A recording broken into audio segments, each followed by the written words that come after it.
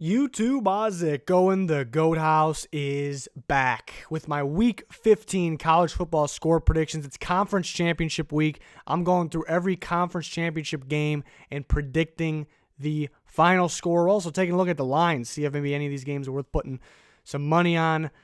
But yeah, 10 games to get through here. Really excited to do this. We'll cover bowl games as well. We also have plenty of NFL coverage. We do score predictions for every NFL game just like this right here. So if you haven't subscribed yet, please do so. Trying to reach that 40K goal by 2020. We're going to cut it close. It's going to be real close, so please help us out by subscribing. All kinds of content every single day. Click that like button. Check us out on Twitter at GoatHouseNFL. We also have extra content on the Patreon, updated mock drafts every single week with the updated order, updated prospects, plus NFL score predictions, playoff predictions, and more always being added. Link in the description for that, patreon.com/thegoathouse. And then looking at the Goat House group for the college football pick'ems all year. You guys still have to pick this week, so don't forget to pick, make your confidence level. But it looks like Rock Bama, as long as he remembers to do his pick, has it wrapped up. So congratulations to Rock Bama 11 winning the Goat House group. Appreciate everyone for playing along. Rock Bama, if you want to go to our Twitter, there's a link in the description. You can DM us if you want us to shout out anything specific. We will definitely do that. So appreciate everyone for playing. But to my score predictions, Pac-12 championship game, Santa Clara, California, Utah versus Oregon. I got the Utes winning 20-17. They're also -6. Was a little surprised that they were favored by 6 points, honestly. So that maybe is a bit much. Any of these games are kind of tough to put money on, but thought kind of compare my score predictions to the spread anyways. Why not? But why low scoring? It looks like, we're sitting here on a Monday, and the game is on Friday night, but it looks like what I've been hearing is there's a very high chance of rain. So I think two solid defense. Obviously Utah, statistically top defense in the country. But yeah, a lot of rain in this game, I think slows the game down. A lot of running. Utah, I think, is the better running team with Zach Moss. But 2017, yeah, I think somewhat low scoring. I think a close game. It's a tough one to pick. I do like Utah better. I think they're more well coached. I think they're more balanced. And even though Herbert is, maybe the better quarterback definitely in terms of arm talent, it seems like he makes more mistakes. It's really on Herbert. Which Herbert's going to show up? The guy has elite arm talent. He really does. But just, reading defenses, identifying defenses, going through his progressions is kind of where he messes up, and he'll expect his receivers to be one spot, and it's sometimes gets a little messy, but it's a very good team. There's talent everywhere. What I'm looking forward to is see if the Utah offensive line can hold up. We've seen them inconsistent, I'd say. At times they look real good, but there's at times where they just kind of let everything in, and that could be the difference against this Oregon pass rush, which has been, for the most part, pretty solid, towards the end of the season. So I'm going a close game, just a field goal game. I think more of a defensive game than people expect, possibly. Utah wins, but if the right Justin Herbert shows up, Oregon very well could be the better team there. So that's an interesting game. The game is in California, so neutral site, of course. On to the second game. It's my Big 12 championship prediction, and I went ahead and did it. I'm taking the Baylor Bears 31-28. This is at Cowboy Stadium inside. There is a lot of gut in this prediction. There is a lot of gut, which I know some people don't really like, but I always got to stick with it. But it's tough. This is the toughest game to pick. But what I don't understand is Baylor +8. How is Oklahoma favored by 8 points? I feel like that is a lot. Everyone probably could see Oklahoma winning by 10. It's possible they win by 2 touchdowns. I don't see any more than that. I'm picking the Baylor Bears. I think they want the revenge. They another team that's played pretty darn well. Their only loss is at home. They're the Oklahoma comeback. So we got a neutral site here. I think that helps Baylor. Inside, I think that helps Baylor. That's kind of my opinion. It's really not a whole bunch we can base that off of, but I like them getting their revenge. It's back and forth. It's back and forth because you expect Oklahoma to be better. You expect them to be better. Two very well coached teams. Jalen Hurts has made his mistakes, but that kind of, you could side with Oklahoma or Baylor on that because you look at the first game, and Jalen Hurts was making pretty much every possible mistake he could make, and they still came back and won the game. Even though I think Baylor's fumble in the third quarter was basically the decider of the game, and obviously they threw a pick there too. But yeah, I'm back and forth on this game. I got to go with my gut feeling. I like the Baylor Bears. I think they want more of the revenge. I think if Utah wins, that kind of leaves these teams with, just to be better ranked, just to win the Big 12. And we'll know if Utah wins on Friday night before this game's played at noon Eastern on Saturday morning in Dallas. So I'm going with the Bears. I think they create that extra turnover. I like their defense a little more. I think, even being 31-28, I think the defense is the difference. I think they get their revenge. +8 is a lot. I kind of like them +8. But I think most people expect Oklahoma to win. They should be the better team, but I think definitely the more balanced team is Baylor. And really, it's on the two quarterbacks. We kind of talked about the Oregon game, what Justin Herbert shows up. It's kind of the same thing for both these quarterbacks. What Jalen Hurts shows up, what Charlie Brewer shows up. And they should have CeeDee Lamb like they didn't have the other game. So, I mean, you can say that. Oklahoma will have CeeDee Lamb. They'll have you don't expect them to have as many turnovers as last time, so they should be pretty comfortable. Baylor, the worst thing was probably playing by how much they were up from. Kind of tough to call plays there. They had to fumble. I think they've learned from that too. So this is by far to me the toughest game to pick. I'm confused on how Baylor is +8. Should be an interesting one. I'm really looking forward to that one. We're gonna start. Before I keep going on, we're going to start with kind of the bigger games and work our way down to the MAC championship at the end. But Cincinnati and Memphis, the rematch, they just played each other last week, playing each other again this week in the same place. This is a home game for Memphis, unlike the last two that were in a neutral sites. So I think pretty much along the same lines, as the last game. We saw a 10-point win last time for Memphis. I got an 11-point win, 31-20.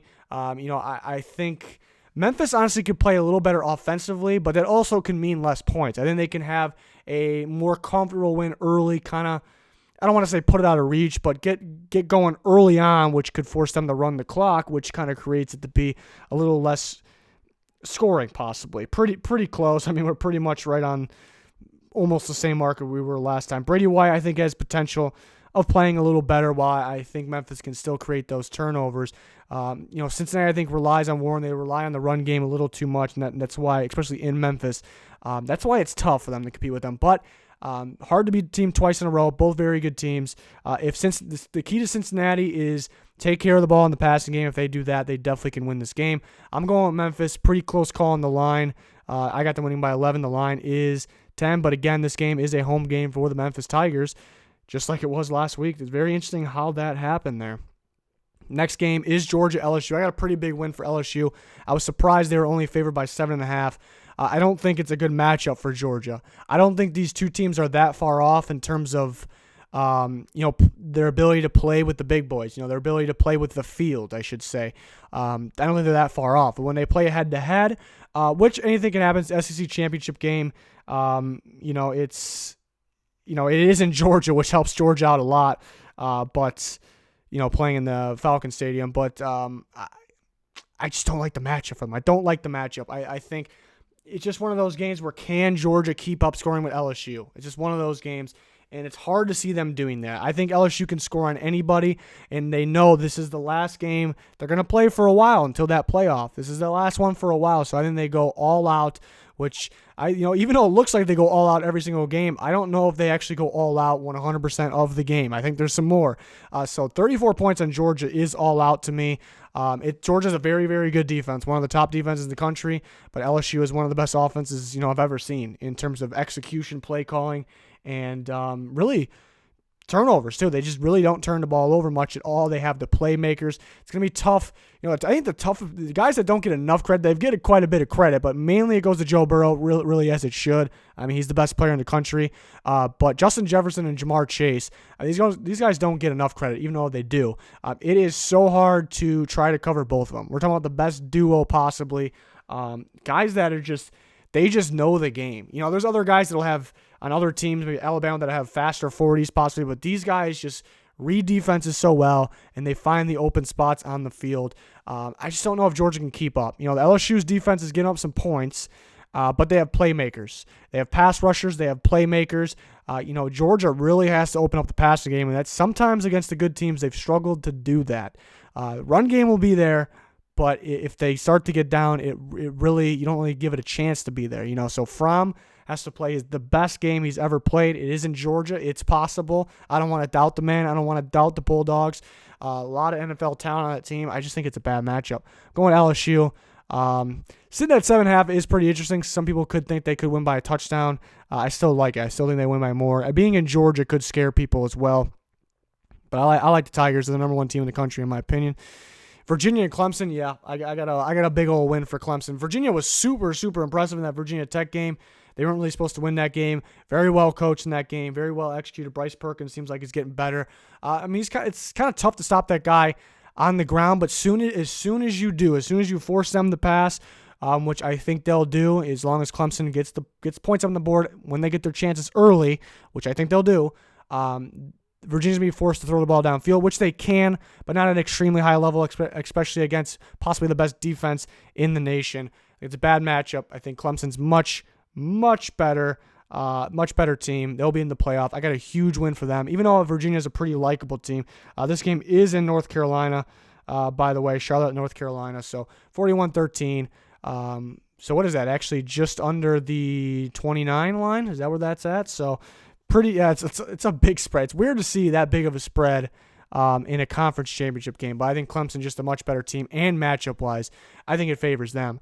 We're looking at the next game, which is the Big Ten championship game. So these two teams played already. It was a 38-7 final, Ohio State. So Ohio State handled them pretty easily. This game going to be played at the Colts Stadium in Indianapolis. So definitely neutral site here. I think a little closer. Because I think Wisconsin's offense is picking it up. Their defense seems maybe not to be quite as the same as it was maybe early in the year, but I think it's just based on who they're playing. But we'll look at the last time these two teams play. Just previously, Wisconsin had that very disappointing loss to Illinois in Illinois. Then they go to Ohio State. So it's back-to-back away games coming off a loss that, they're very disappointed on, and they have to go play at Ohio State. This game being a neutral site, they've bounced back. They've gotten better offensively since then. I think that makes it closer. I also give Wisconsin a chance. I didn't really give them a chance last time they played. I didn't think there was any way, and I'm still very, very confident in Ohio State. But I liked it 31-20. I think Wisconsin, their offense helps their defense play a little better since it's not constantly on the field. But Ohio State's offense, I think, is about the same as where it was at. Minus 16.5 is a bit much, but it is tough to even take Wisconsin there, though, because we know Ohio State should be the better team, and because what happened last time. But you have to remember the circumstances coming off that at Illinois loss, at Ohio State. This one's a neutral site. Wisconsin's getting better. The difference, Wisconsin's offense could go back to the way they played last time, and that's just because of Ohio State pass rush, Chase Young. In the secondary, you can pick them off. You can create turnovers in Wisconsin, and they play a little better. This one could be a little more interesting than people expect, but Ohio State wins it. They'll go to the playoff as a top 1 or 2 seed. I like the Buckeyes still, but could be closer than people think. Louisiana Lafayette and Appalachian State, 28-20. App State wins, in my opinion. It's a sneaky game for App State because we've seen them, they play better against North Carolina, South Carolina, and then they lose to Georgia Southern. So it could be one of those types of games. Last time these two teams played, it was 17-7 final. I think we see a lot more scoring in this game. I think both teams have got, I guess not an extreme amount more, but I think both these teams about the same on the defensive level, but I think they both got much better since then offensively. And this is a home game for App State. So I got them winning by 8, 28-20. It is a 6-point line there. They're favored by 6. Pretty close call. Definitely not one I would put money on, but you expect App State to win the game, but you never know if it's like one of those games, like the Georgia Southern. In the Georgia State game was close for a real long time, and all of a sudden they just busted through and just, it was an easy win at the end. But, that could happen at any time. Seems like the Raging Cajuns are getting better, though. It's an away game and a conference championship game for them, so that I don't really like. But, I got App State winning 28-20. 2:20. The next game is the Mountain West Conference Championship game between Boise State and Hawaii. They've played this year. It was a much bigger win the first time for Boise. It feels like Boise's another one of those teams where they get a little scary sometimes. They don't look like they're all there some weeks. They make games close. They shouldn't be close really. And last time these two teams played, I thought Hawaii had a real good chance to upset them. They just could not keep up scoring, and that still is the concern. Even though I don't think Boise State scores the whopping 59 like last time, even though they're home here. Hawaii's offense kind of scares me too. We've seen them, since the Boise State game. It's like 1 week, or like we're saying, okay, this Hawaii offense is definitely getting better, but then there's this 1 weeks where they just can't get the ball in the end zone, and they're capable of turning the ball over. So it's kind of back and forth. Is this offense improving? It was a little less consistent. It was a little less consistent down the stretch, actually. I think overall a better team than they were last time they played, but a little less consistency there. But I got Boise State winning by 15. It's a 13.5 line. Definitely a tough one to bet on there. But again, another home game in a conference championship game. I guess maybe the better team, you could argue that. I like the neutral site, but I guess a team that's earned the home field advantage, where their season can almost be crushed by one extra game, maybe they deserve to be home. So I guess you can argue that either way. We're on to the next game is the MAC championship game. I got Central Michigan beating Miami of Ohio by 7 points, a touchdown win. It's a tough game to predict. I think, I think the Chippewa's been playing a little better down the stretch here. Obviously, Miami of Ohio coming off the Ball State loss. A lot of those MAC games, with those kind of the top 4 or 5 teams in the MAC, seems like every game can be pretty close. Central Michigan just seems like I think their last loss was Buffalo. I think they've seemed like they've gotten a lot better, mainly offensively. So since then, I think they're executing a little better. So I'm going to take them pretty confident they'll win, honestly, but with that 6 spread, that 6-point line, it's cutting it pretty close. I got them winning by 7 there. A lot of these I'm cutting pretty close. I predict the score, then pull up the spread. And then we got the last one here is between Florida Atlantic and UAB, 31-20 final, Florida Atlantic. But yeah, I just think FAU at Lane Kiffin, I think they're just the better team. I think they're just the better team here. And yeah, you kind of look at basically their body of work in the conference. Within the conference, it seems like Florida Atlantic's played a little better of the competition in there. That's just what it seems like. And they're home in this game too. They're home. So I like FAU here. I just, UAB is kind of more of that balanced team, and then you got Florida Atlantic who I think they can play on the same level defensively. That's kind of where they're close, but they definitely can, outplay them offensively. So it's one of those games where is UAB, are they going to be able to keep up with the scoring of Florida Atlantic? They're a well-coached team. So plus 7.5 for UAB. Obviously, FAU's minus 7.5. It's a tough one again. If it was right on 7, I would like FAU, but there is that chance they win by 7 points while it's at 7.5. So then you would lose that one, obviously. So that one's a tough one being at 7.5, but I'm very confident in Florida Atlantic here to win this game, which is obviously home. But a lot of good conference, even though, I guess in terms of the line, it doesn't look like any of these games are that great. You would hope to be some better, closer games. I think that Oklahoma-Baylor one, I know I'm going bold on that one, but I can't believe that line is not closer. I think it'll be a good game. We will see. That's my predictions. We'll predict all the bowl games. Don't worry. I'll talk about the games I think are best in terms of the spread, the line, which games are the best to put money on, so I can't wait for that. Bowl Mania, can't wait. We'll try to create a group for that too, just like we did with the College Football Pick'ems group on ESPN. We'll do a Bowl Mania group as well, see who wins that. Plenty of NFL content as well. My rankings for college football are already out, so check all that out. Plenty more to come. Please subscribe, and you can join us next time. That's going to do it, though. Thanks for watching. Goodbye.